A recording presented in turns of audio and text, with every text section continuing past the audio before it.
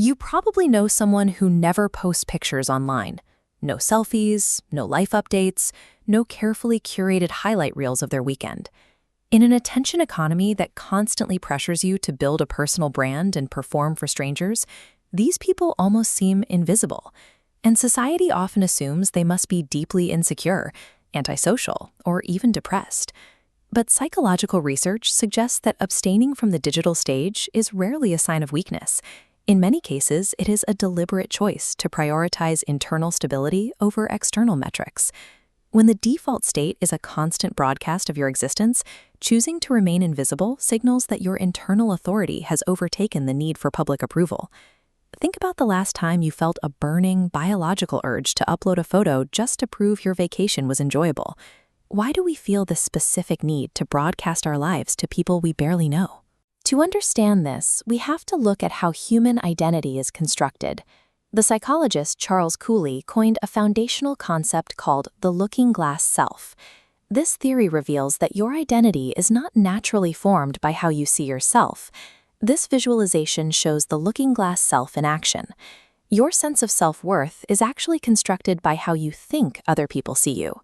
Your identity is built out of the reflections and reactions of the surrounding crowd.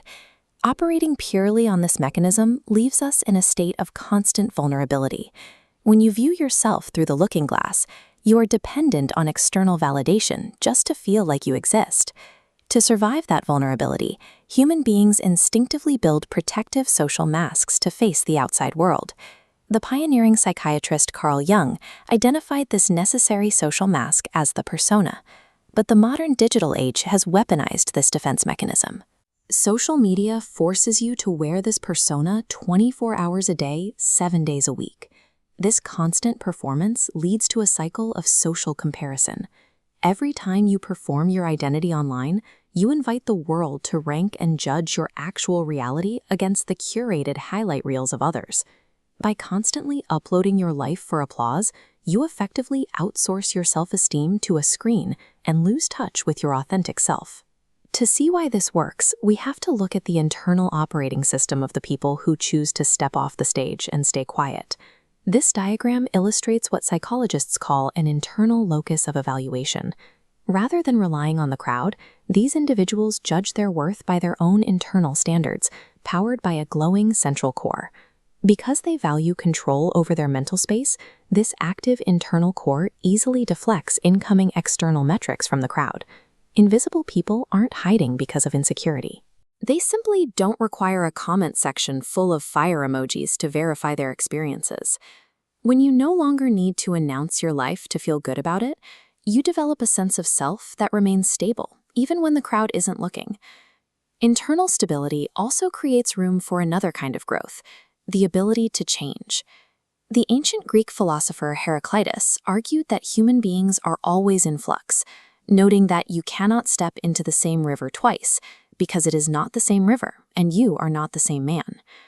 The danger of a relentless digital timeline is that it fights this natural state of flux. Documenting every thought, aesthetic, and phase of your life effectively freezes your identity in time. You eventually become a prisoner to the expectations of who your audience thinks you used to be. Staying invisible allows you to remain fluid. You can grow, change your mind, and evolve without needing to explain or justify your progression to strangers. The next time you feel the urge to perform your identity online, pause. Starve your ego of cheap validation. Reclaim your privacy, and realize that you do not need to be seen by the world to feel seen by yourself.